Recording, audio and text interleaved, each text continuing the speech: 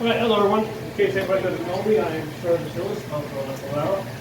We're going to be talking about Liechtenauer Longsword technique, right? And specifically what we're going to be talking about is applying it to the hand combat that a lot of you guys do. Now, have you, any of you, like, who's heard of Liechtenauer? Okay. Who's not heard of it? I heard people, but I... Okay.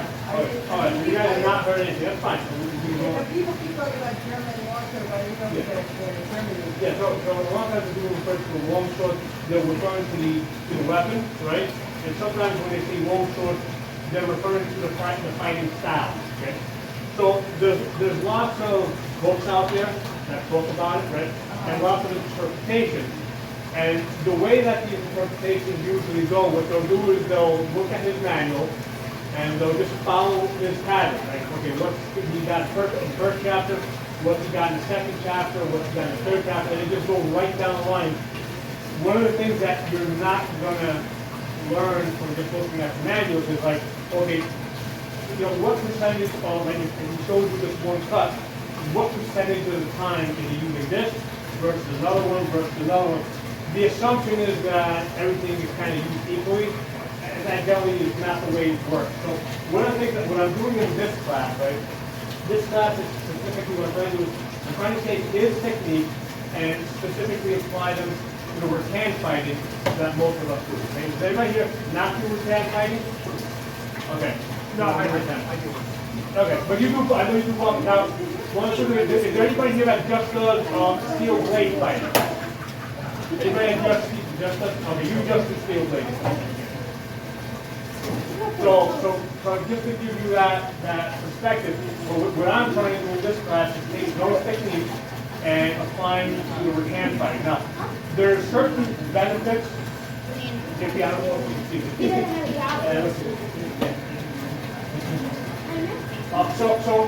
All these simulators, right? These are basically simulators. This is not a strong sword, right? Yeah. They all have strengths and weaknesses, right? So today we were doing longsword fighting down there with the steel blades. Now this simulator here has certain weakness. It flexes a lot. It flexes in a way that a real sword would not flex. Okay? So that takes away from the realism. Okay? But what's the good thing about this, it actually has an edge. Okay? So that adds to the realism, right? So there's always like a cross benefit.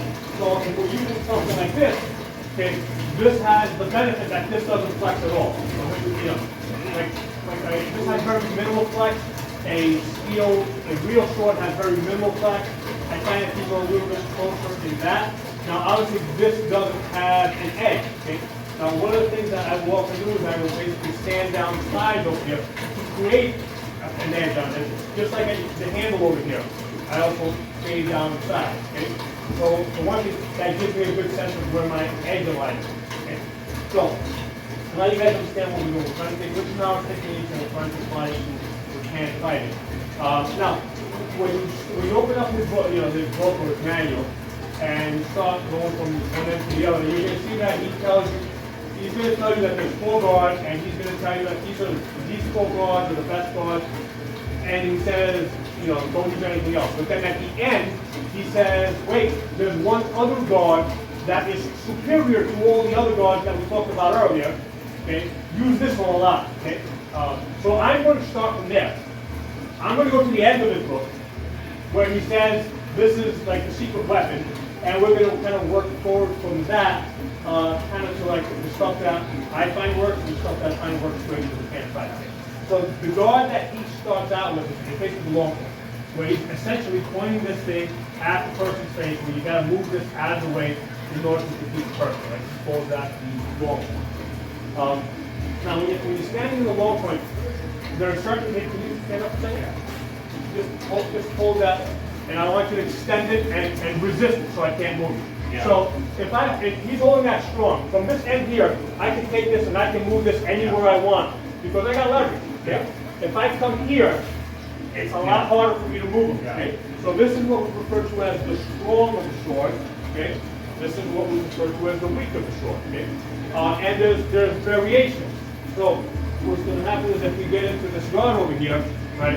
If, as we end up here, if like right now he's got a shorter blade, he doesn't have to come all the way. If he just gains a little bit of leverage, he's able to push me out of the way, and he can thrust through. Okay?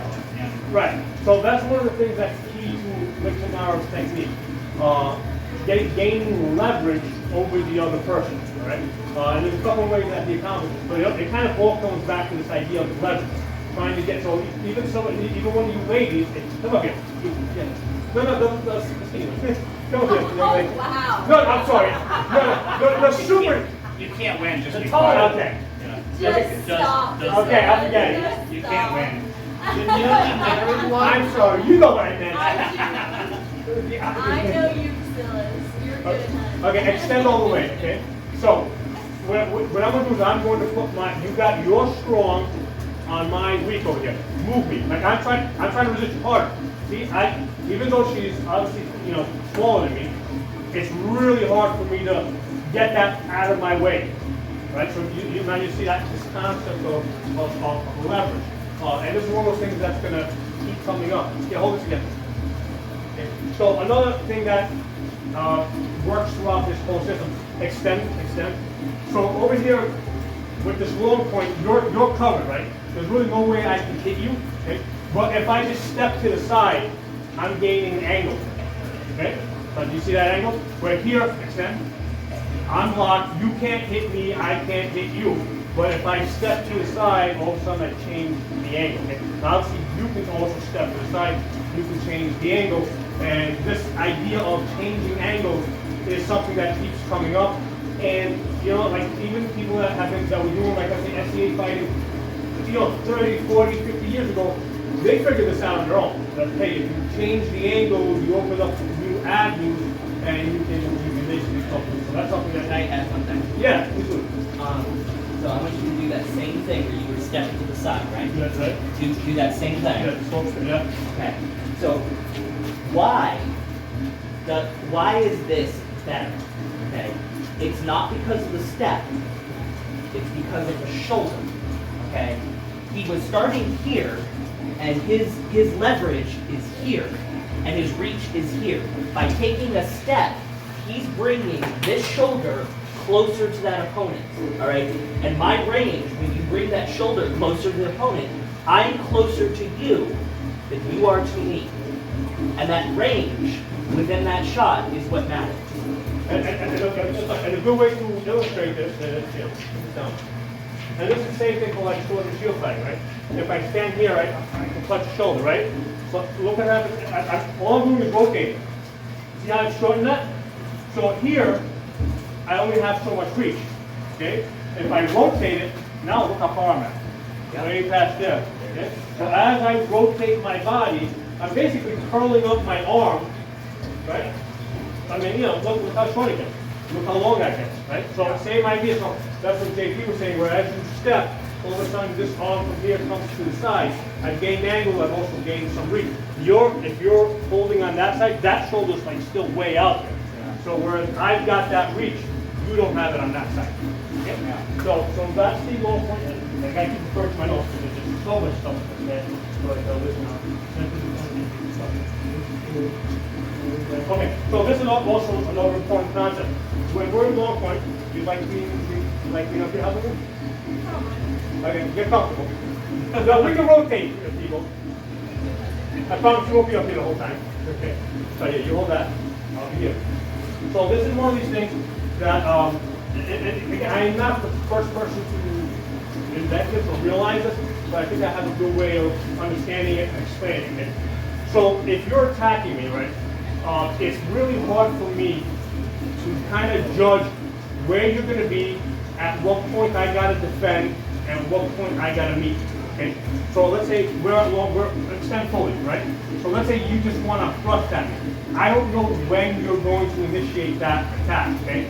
So one of the things that I have found over the years, especially in the SC rapier fencing, and if you got, how many people here have seen SC rapier fencing?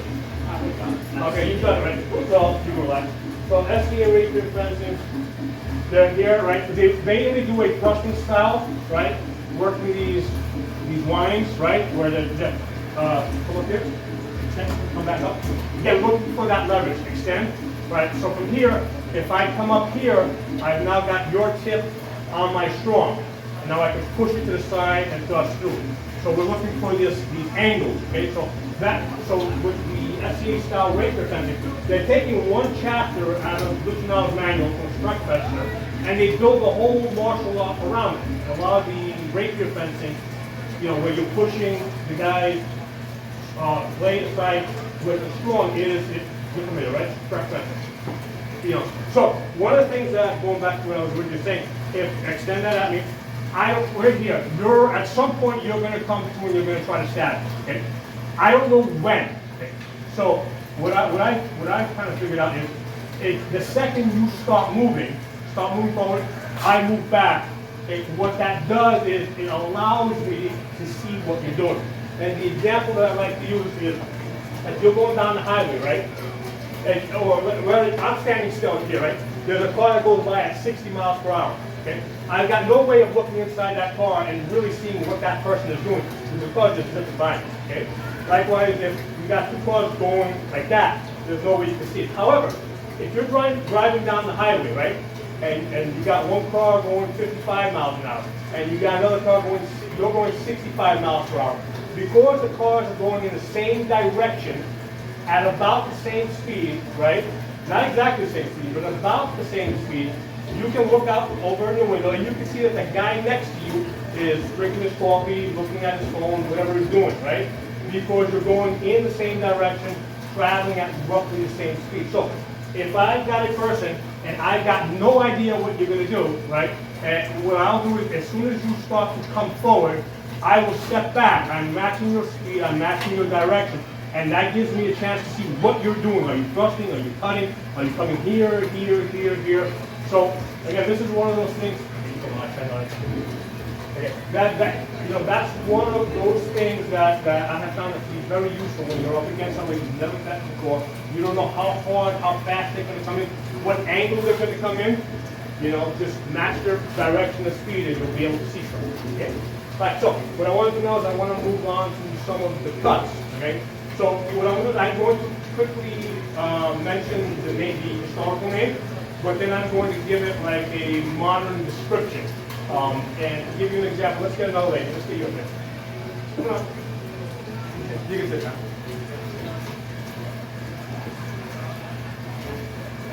Here, take that. Okay.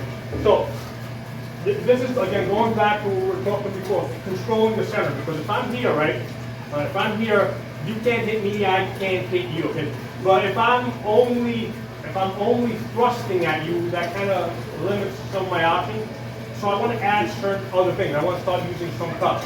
So one of the cuts that he uses is called a Zornhaus, which is basically a strong diagonal cut. Okay, where I'm cutting diagonally. I'm basically defending my body while attacking. Okay? So as we're here, the idea is that I'm cutting. Right? If you're going to try and meet me, hopefully you're not, from my perspective, okay? And I'm going to hit you. So I'm changing that angle, which we talked about before, right? And I'm able to hit you. Now, if you happen to step back, okay? Step back, I can follow through with the thrust. If you happen to move in on me, it's the same cut, except that we're gonna end up with a cut.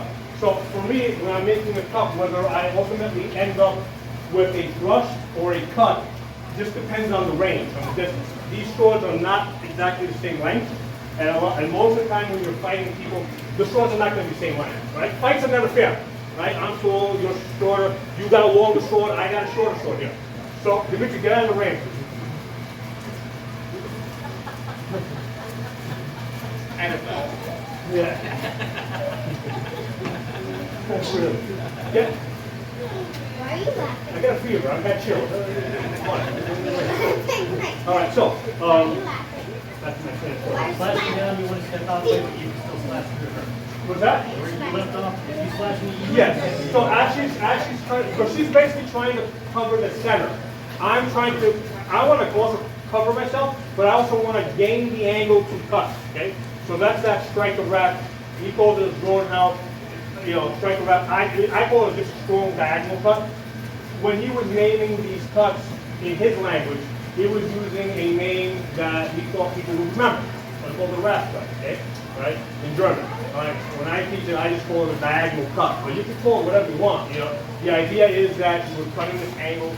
Now, whether we end up with a cut or a thrust, it's the same deal, okay? Now, what I want to talk about is, a lot of times what's going to happen is as we come here, we can end up in this bind, okay? Where you step to the side, I step to the side, we both do the same thing, okay? So great, I can't thrust you, you can't thrust me. So now there's this concept of who's going to be, we're fighting for the center, who's stronger. So now, let's say you push, right? You're strong, boom, okay?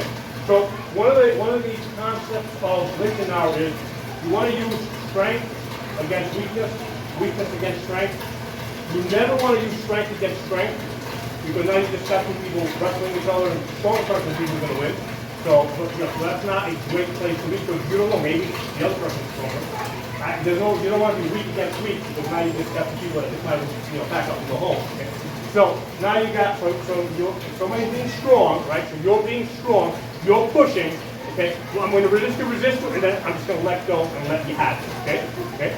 Right, now, the other concept is we come here, okay, we are, you're weak, okay? If I get the feeling that you're kind of weak, especially if I can gain a little bit of leverage, and I might do that by moving back or winding up, if I can push this to the side and thrust through, now I'm basically using strength against your weakness, okay? So, now, you can end up in a situation where the short thrust, we're both kind of the same. So one of the solutions for this is where he basically takes this, rolls this over, we call it the Duplier, and what I'm doing is as you're pushing this way, I roll, so you're actually pushing my blade into your head. Okay? So again, these are techniques that in actual Rattan fighting, I've been able to pull out of the German system. In some cases, like I was doing it, I've seen people doing it without ever studying this stuff, just because they've been fighting for so long. Yeah. So you kind of, they kind of ended up at the same place. Yeah, they figured it out kind of. So it's really nice because you look at these manuals, and it's kind of like a cheat note. Yeah. And it's funny because if I look at the translation of Liechtenauer, a lot of times you're looking at it, and you're looking at the word-for-word translation, and it looks like chicken scratch, right? You're looking at a word-for-word translation.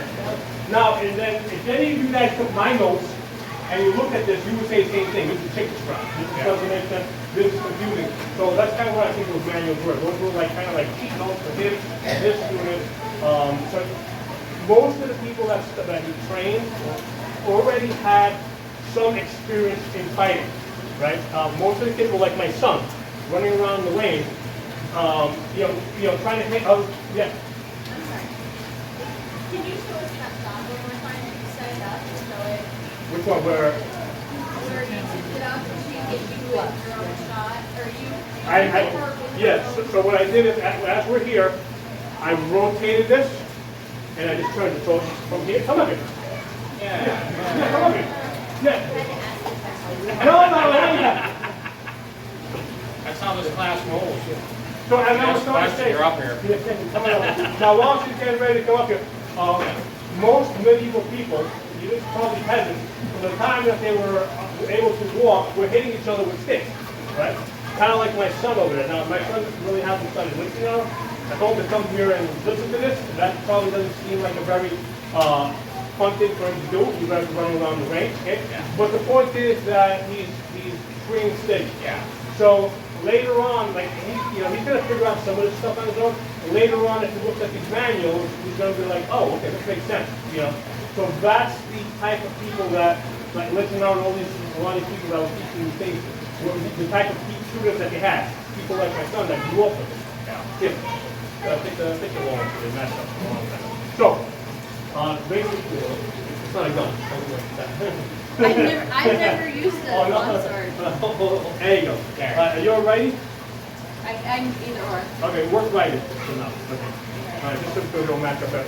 So we meet, extend. So let's go. So basically, what's happening is if I'm weak, right? Like there's three options. If I'm weak, you push me to the side. I'm like eight.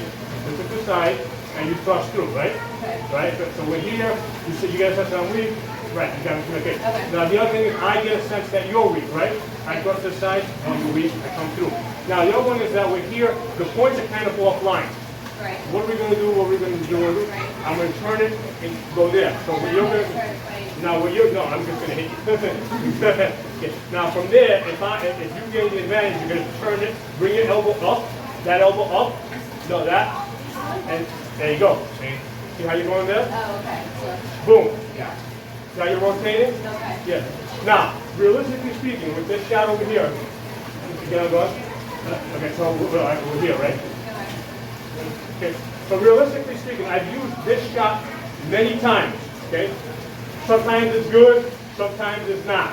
Okay. So from here, I'm usually going to follow up with something else. Okay. So I'm going to go here. A lot of times people are still pushing. If I get a sense that they're still pushing, I'll come over to the other side. Okay. If I get a sense that they're doing that, or if I get that I hit them and let's say they're going in this direction, I might try something like that. So basically the fight continues from there. Right. So this shot kind of gives me something to do where I get the hit. That was completely off my head. So from other, yeah. I get the hit, maybe it's good, maybe it's not. Maybe you step back, right? And then I just step back. All right, now I'm following the point, okay? So all these other things that we talked about, they kind of kind of stack on each other, where it's like, okay, if this doesn't work, you can go back to this, you can go back to the other thing, and you can kind of keep going like that. So those are three options that I have found when I'm fighting people with Rattans, that it's just like, it just keeps coming up. Like it's in his, he talks about it, it works on the field, I use it, I've seen other people use it, I've seen dukes, knights, kings use it. They just practice and it works, they do it. Okay? Alright, so what I want to know is I want to get to the next one. Let's talk about, come up. Okay. Yeah. Alright, so remember we talked before about the strength and the weak of the sword? Okay. So one of the things that extent. Okay. So one of the shots that Liechtenauer teaches is a high horizontal cut, okay, which is called a word cut. Okay. He showed, step back for a second. He teaches it as back edge up high. And then people will flip it up to that side, flip it up to that side. And I've seen lots of people that in different, that study hema that do it. But I think sometimes I don't think they understand the reason for doing it. Okay, sometimes they do, sometimes they don't. I'll tell you guys the reason why I do it, the reason why it works for me. Okay, the reason why it works for me. Come on, go on. Okay, so remember what we said. You're here, you're blocking the center. This is my strong, this is my weak. Okay, so when I take a high horizontal shot, right, what I'm doing is I'm hitting your weak with my strong, and because I have leverage, I'm going to blast through your blade. And I'm going to hit you. Okay? So I'm using leverage. It's a hard shot, unless you're actually playing hard. Like you can do this. Like when I learned it, because I used to do hema stuff. When we learned it in the hema class that I did, we didn't hit that hard. So it just didn't. We weren't blasting through people's blades to make that hit. I mean, sometimes it was more of okay, we're here, and I get there, but it didn't bring forth this concept of using leverage to blast this blade aside. Okay? Now, practically speaking, Liechtenauer teaches this as a back edge cut. Okay?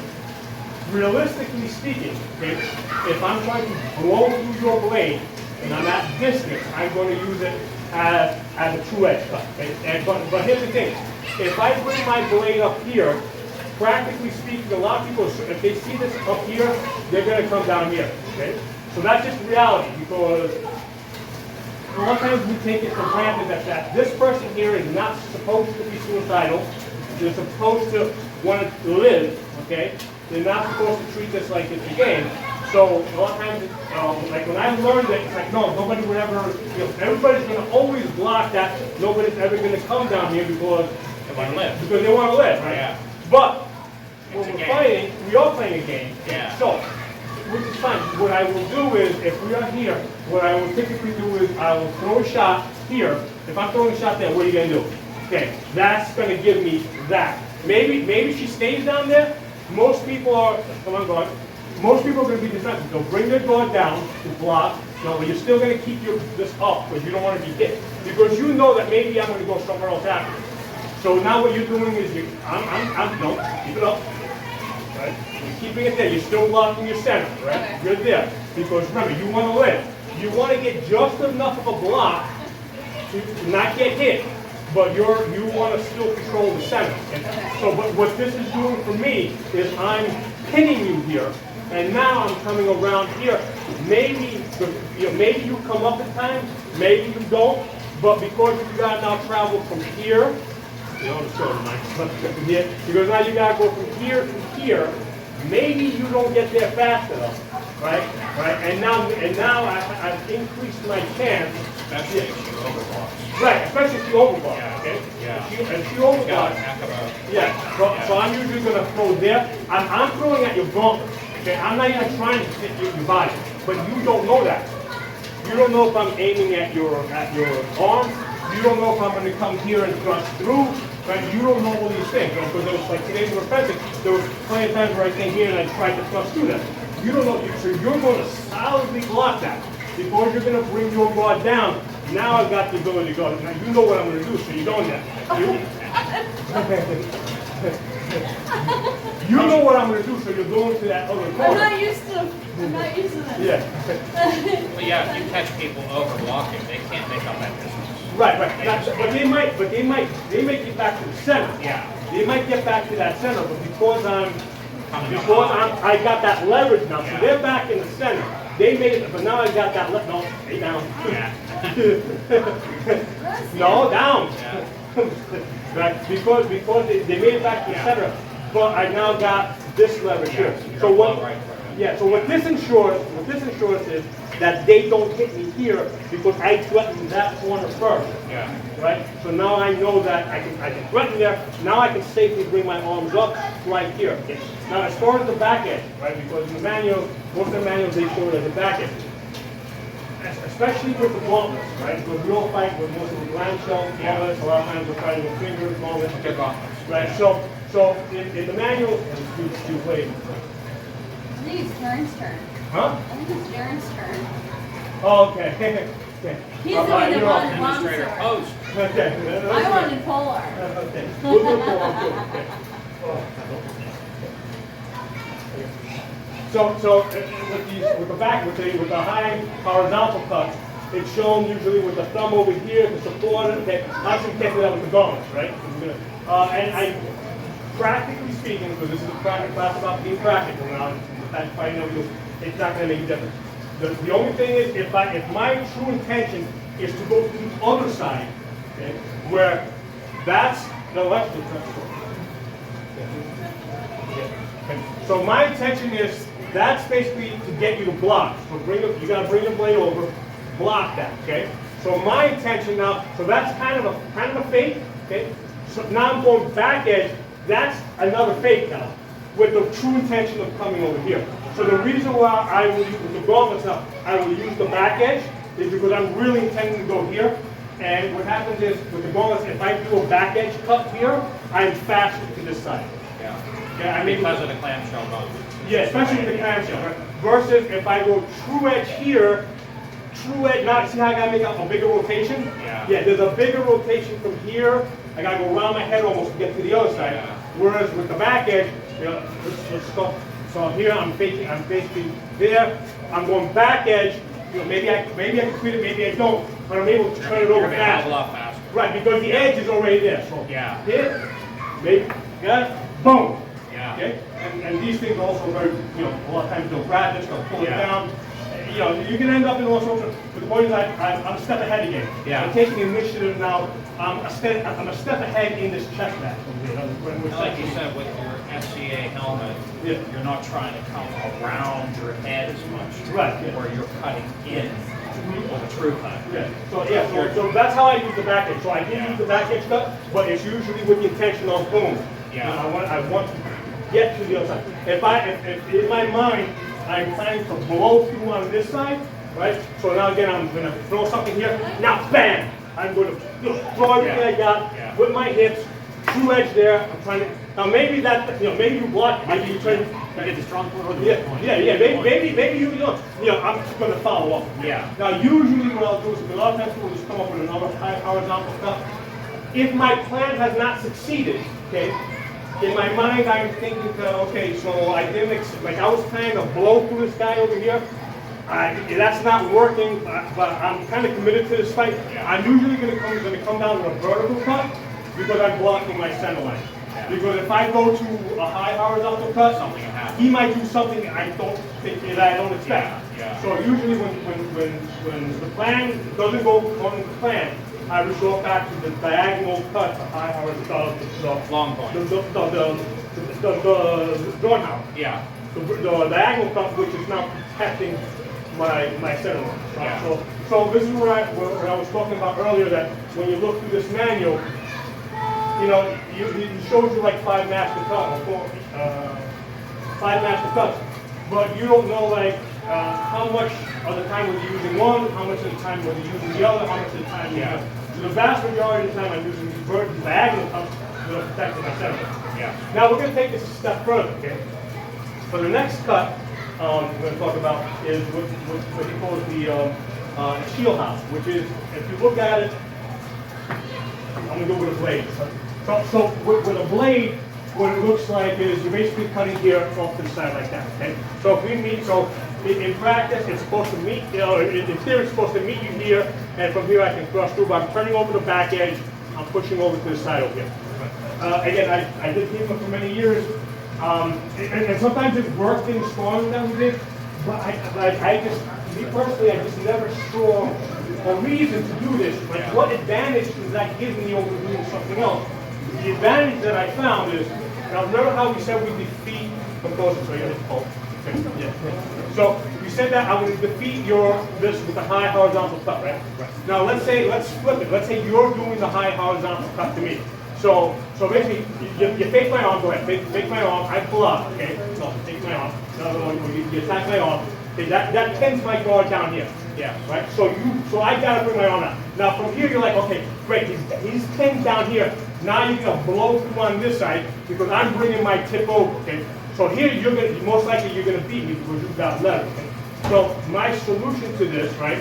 If you're gonna do that, so now you're high horizontal. So now I'm actually bringing my hilt up, right, to meet your weak. So I brought my strong to your weak. Right. So I'm here, and now from this position here, I'm in a position to turn this over. Maybe that's good, maybe that's not, but I'm definitely going to follow it up with something else. Okay? So if you look at it, with this shield hour, we're coming here, if we're cutting over to this side, I don't like it's like, okay, how do we make this work in a practice? So I'm essentially doing the same thing. It's just that I'm doing it for a slightly different purpose. Yeah. But it ends up in the same way. If you're making a high, just go straight to high horizontal. I'm bringing my strong to your weak high up, and then from here I'm in a position to come over the top, right? So I'm doing the same thing. I'm coming to a back edge, right? It's probably not going to be good enough. Maybe it is, maybe it's not. Then I'm going to follow up with something else. Usually a vertical shot, because I don't know what you're doing. You might be crazy, you might be suicidal. I'm coming right down the middle at that point. You know, that's my fallback to, trying to stay alive in this fight. Okay? Well, some of those original shots, they were versus unarmored people too. Was that? The guys went there originally versus unarmored Well, they were unarmored. Yeah, Some of the usually. strikes probably aren't even not going to be that good. Yeah, but some strikes will be good for both. But some are really probably Well, here's the thing. Well, here's the thing. Usually, like you mentioned now, it's unarmored and then it's armored, right? And usually, when he's talking about armored, he's talking about plate. Okay? But from a practical sense now, okay, most people were not one or the other, unless it was a duel, right?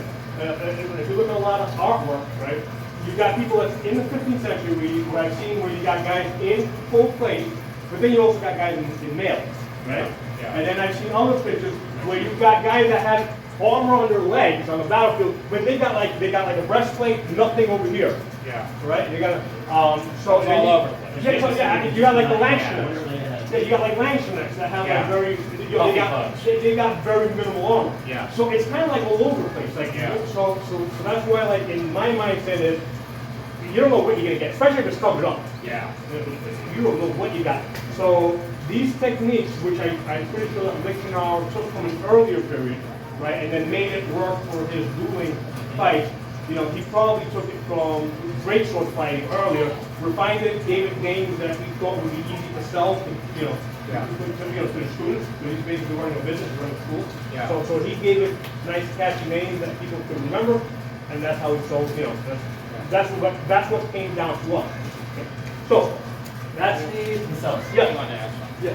one thing I want to add. Yeah, please. Because this is something that I use often. Uh-huh. I've actually seen this manual myself. Yeah, go ahead. So the same exact thing that you were talking about. Yeah. You're coming to here. Okay? Right. You block the shot, right? Yeah. You're blocking the shot, and then we're coming around. Okay. Right? Yeah. But if I hit with the edge of the weapon, Uh-huh. all right. You hit him with the flat. Is that what you want to hit with? Yeah, Oh, you hit that's him what with I the want to flat. hit with because I'm hitting with the flat of the weapon, Okay. and I'm moving that weapon out of the way. You see, I have the strong side here. Mhm. Okay, I'm hitting his weak side, Okay. so that my blade is coming at my Oh, opponent. you're setting up. You're hitting with the flat because you're setting up the edge. Yeah, he has so a- yeah.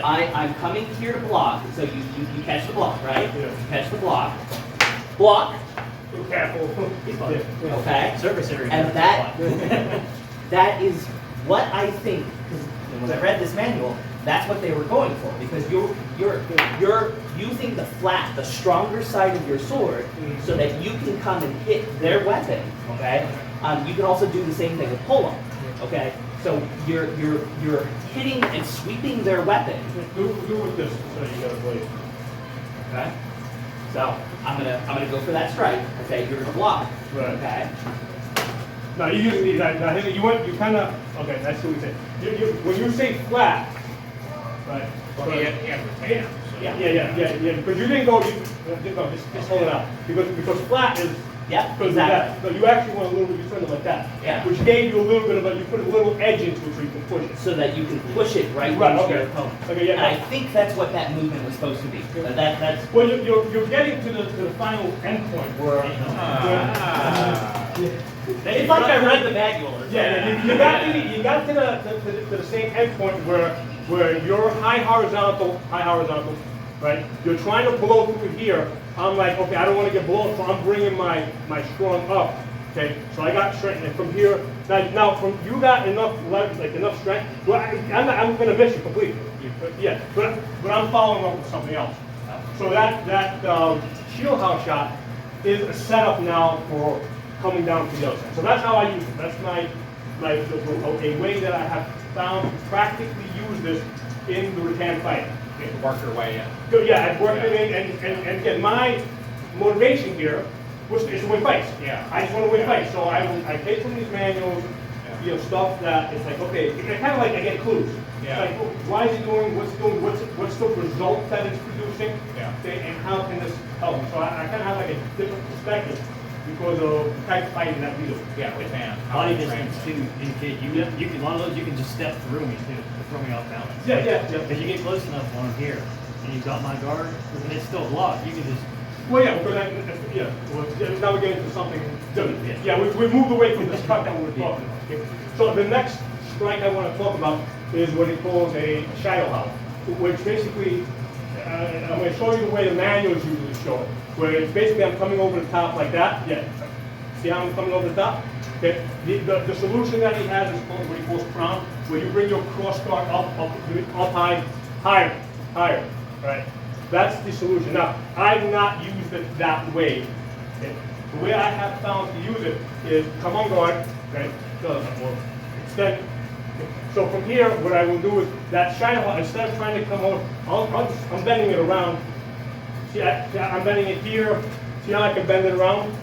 So I'm using that, and that's just a practical way where I've actually hit people one place. Now, working this in with the Warchow, which is a high horizontal cut. Okay?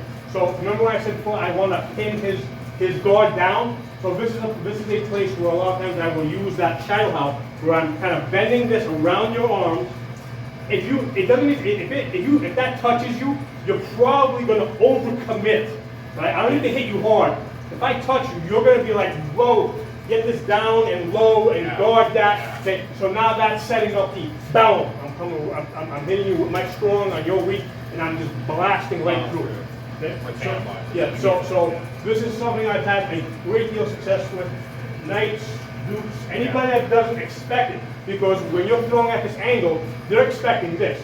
They're not expecting that, you know? Because this now is bending around. If they're striking down the cross guard, They'll never get guard you. swung. Yeah. And I'm committing to that swing too, so I'm walking into that Right. completely. Yeah. And then So this is another technique that I have found in the manuals, which again, when I learned it from my instructor, this is not the way he taught it. He taught it as, you know, high to the head, over the top, shot like that. Okay? But you know, I'm taking the same thing. I'm just changing the angles a little bit, Yeah. going a little bit to the arms, you know, going to, it works. It works Yeah. good. Yeah. I get kills, you know, fun stuff. Okay? yeah, about surviving. Huh? It's all about surviving. Yep. Let me see what else. I think I covered the. Map. Oh, there's one other one. The proof out. Okay. The proof out, as I learned it. Let me just show.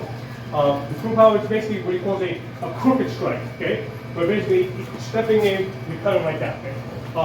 And the question is like, why would you ever want to do something like that? How does it work? When I learned it, it's usually extended a little further up. Extend your arms fully. It's normally shown as an attack to the arms or to the hands. Okay? In practical fighting, what I have found is as soon as I do something like that, people compensate, they hit me, other stuff happens. Okay? When I go for that full cut. So the way I come to use this, it's the same cut. It's just I use it a little bit slightly differently. Where I'm making the same cut where I'm coming. The idea here is come a little further up, go right there. Okay. So we're both stepping sideways, right? No, you're attacking me. Okay. We're both trying to get. Like I'm trying to get around. No, remember you want to hit me. Right. Okay. Okay. So I want to swing. Okay. Yeah, you want to come to me. So as you step around, you attack me.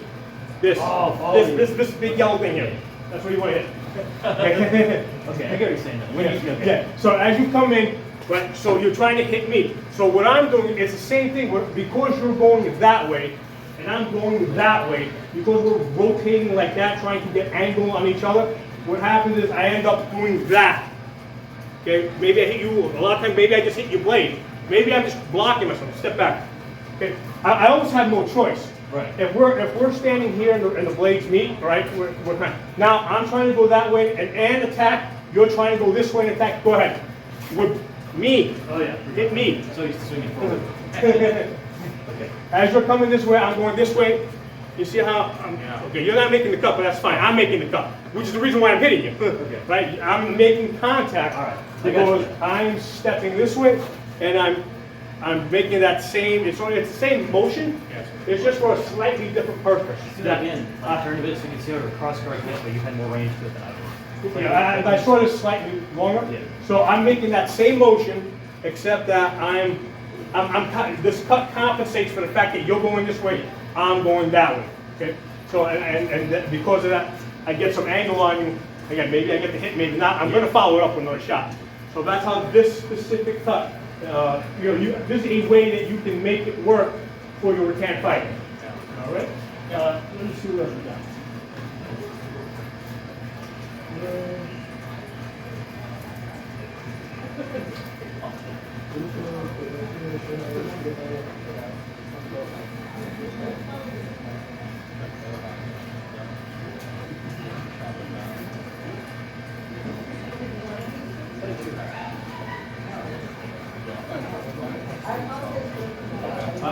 Let me go get a shield. What I want to do is I want to talk a little bit about using these strikes against shield fighting. Okay? All right. I'll give you some ideas of how I use it. So let me go get a shield. All right, no problem.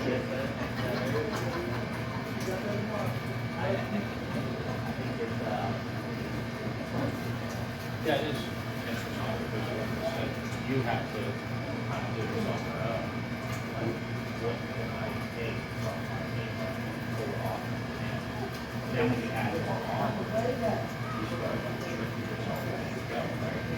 Essentially, shit. Cars are good. Wings are good. Yeah. But you had to kind of learn something like experiment. Yeah. Like, Well, I didn't really learn. yeah.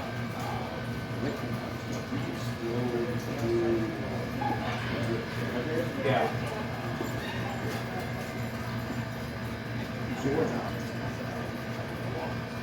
Yeah, yeah. Yeah. Overhead. Yeah. More extreme. Yeah. That is where you're either going to displace somebody, then press it, if they're hard, push you off, that sets into the other side, cut it out. Yeah. If you're close in their board, that's when you clear it, you twist it right now. So you clear it, Yeah. they're pushing it.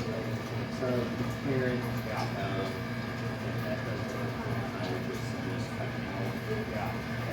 I would like to clear it, insert Yeah. to that single line, so you're sort of cutting off. Interior, the regions, then you're just pushing the blade, and then I can press the end. Okay, you got your shield now. So then, Yeah, got your shield. Got the motive. You look.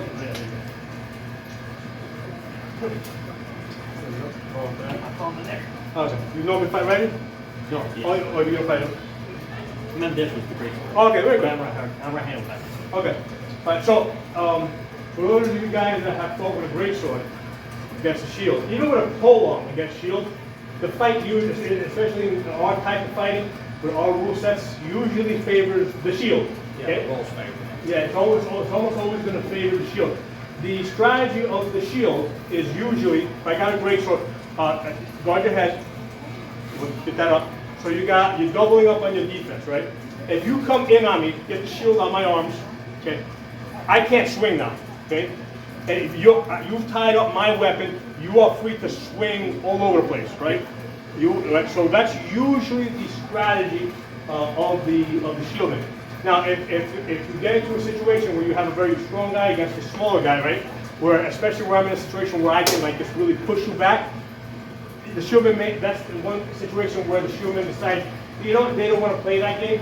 What they'll do is they'll fight. In that case, they'll fight from a distance, right? So you're sniping. You want to keep a little bit of distance, prevent me from coming in and pushing at you, and you're able to snipe at different openings. Okay? So those are the two types of strategies that the shieldman is going to want to employ against any two-handed weapon. Okay?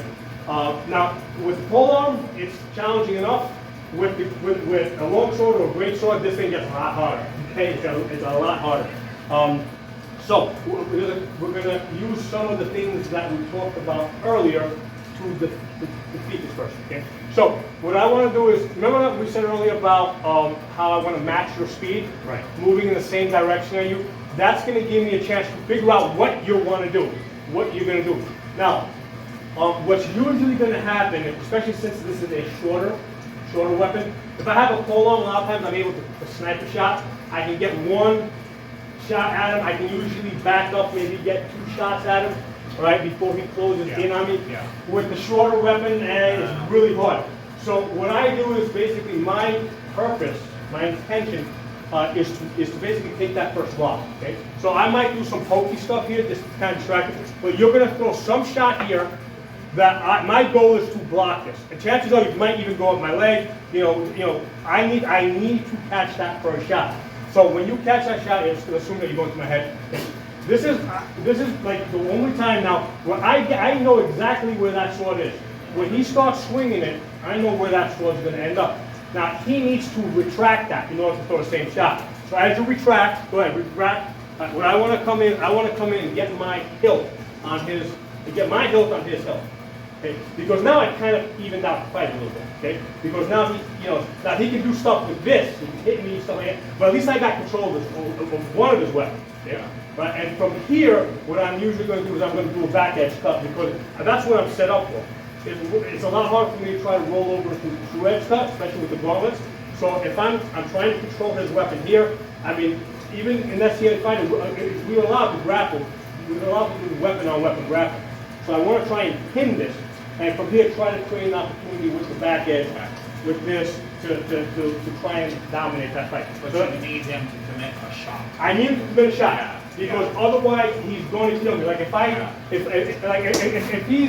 I might throw a couple of these shots, but I'm really anticipating that shot coming in where I'm going to block it, because I may need to come all the way down there, because he may go for my leg, because he's behind the shield. Yeah. Okay? Yeah. You know, like he's got that the freedom to attack at my legs, because he's got this big thing here to attack, but he's got what we call a disconnected offensive defense. The two are disconnected. My offensive defense is connected.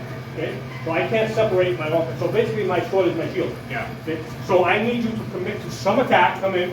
Right. I'm going to follow you back, because now I can, you know, no matter how fast you are with retracting, I can usually come in with this type of a sword. With any type of single-handed sword. Are you really tied yourself in, man? This guy put the lanyard on and everything. He came to fight, man. Yeah. So with this type of a sword, with any single-handed sword, if you attack here, the most efficient place for you to go is usually on the other side, right? Because you're wound up. Here, you're wound up. If I'm going to attack the same side, which I sometimes do, I'm adding an extra step. Okay. Versus from here, you know, as I'm retracting it, I'm already making that cut. So I can almost anticipate that after he makes that first shot, whatever side he makes the attack, it will most likely be to this side, because it's easier. Yeah. It's easier for him to access this side. I'm going to follow it back, control with my hilt. From here, I'm in the flying position to get that high horizontal shot that we're talking about. Now, some of the other shots that I will use is with the shield howl. We talked about, remember how the shot where we're striking back edge here? If I see you're really not committing, or if you're trying to snipe at me, a good target is going to come right down the middle, right at that shoulder. Okay, right. So I'm using the long edge instead of the back edge, because I got a little bit more reach. So I'm coming straight down that shoulder. If I see that you're really not, you know, if you're just testing me out, playing with me, and you're doing a lot, if you're doing like a lot of like fakes, you know, I'll come right down that middle if I can find it. So that's another possibility with it. The other one is the shadow howl, where, remember high howl, where you're against the shield, but again, I'm wide open here. There's a situation, if I'm going to do that, I got to know that that's not coming in over there. Yeah. So that's the thing. So that's why most of my attacks are to tie up this weapon and initiate the fight from this position here. Again, because it is a strong weapon. If I got a pole arm, you can, you know. Yeah. Does anybody have any questions? Any questions? Any stuff? Anybody? Okay. So this is basically, again, this is the focus of this is not to show you the entire system. Yeah. It's to take what's in the system and apply it to the hand style fighting that a lot of us do. Yeah. And if there's nothing else, that's the class. All right. Thank you, sir. And I am open to feedback, whether you know, if you got anything to add, you know, there's nothing that you can say that's wrong. Yeah. All right? No problem. Yeah, sure. So depending on how well your opponent guards, so throw a shot, Yeah. using that prompt. Oh yeah, Shot. getting away from it. Yeah, absolutely. Yeah. Well, that's why I said, yeah, coming right down. Even if you are, don't forget completely your shield, but take that. Well, you're controlling the weapon. Right, and You're your controlling. defense is that distance. Yeah. You're taking the strength out of his cut, and you're clearing that space. Yeah. And I do that 3 or 4 times, then people learn to guard their sword. Yeah. But if you see that they're not, you can get in there and you create this. Yeah. Be gentle-minded, like. Now, most fighters are taught to come in and press the weapon. You know, Right. Get the shield on your crossguard and prevent you from swinging that. Right. That's what most fighters are trained to do. Like they're actually taught that, like first day of sword and shield fighting versus any two-handed weapon. You know, get the shield on the hilt. And you know, and tie him up and then when you do out. Yeah. Like my brother said, it's almost over. Once you get that shield on their weapon, it's almost over. Yeah, I mean, it is. You know, yeah. There's a couple of ideas here that where you can work your way out of it. But an experienced swordsman, an experienced sword and shield knows how to get that in there. Right. Now let's actually take this step up. Get going. Let's talk about. Okay, so you come here. You throw a shot. Okay, I want to follow you back. Okay? What your solution is, right, is to get this. Well, in some places you cannot push, but if you can get this shield off, yeah. Now, what usually happens, what usually happens is once I tie somebody up, they don't like being here. Yeah. they're going to create space. They're the ones that are backing up. Yeah. So now what I've done is I flipped it around, because normally when you have a two-handed weapon versus a shield, it's usually the shield man that's trying to run down the pole arm or the great weapon, right? That's what the trying to run down. So once I do that to people, right, where I take the block, I come in here, they're like, whoa, what is this? This guy's not playing by the rules here. You know, he's not doing things. They may try to backpedal. Now they're going to backpedal. Yeah. So as you backpedal, now I've got openings. Now they're doing weird stuff with the shield. They're Yeah. opening up. Yeah. You know, now they're creating opportunities. Yeah. Now let's flip this for a second.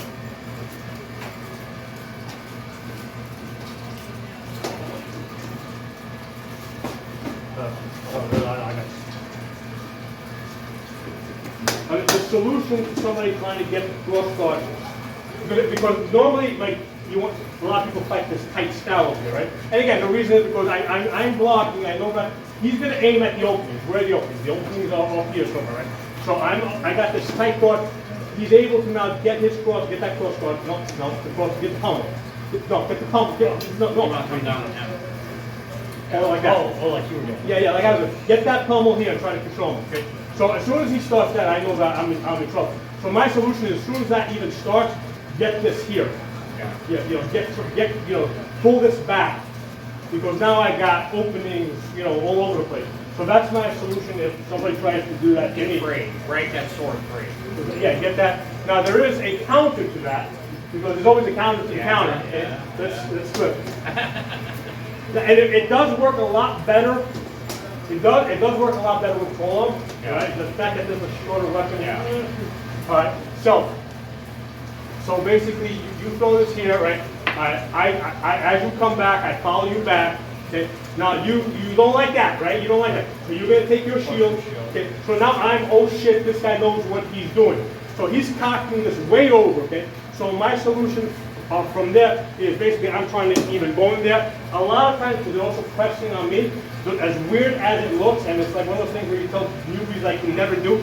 As you're pressing me, right? I basically just look around and just roll at it. Yeah. That's a way I've gotten at it. Now it never looks good. Yeah. This is like an oh shit, I'm about to die. Yeah. But just spinning out, because as I spin out to this side, when you're pressing, I'm spinning out.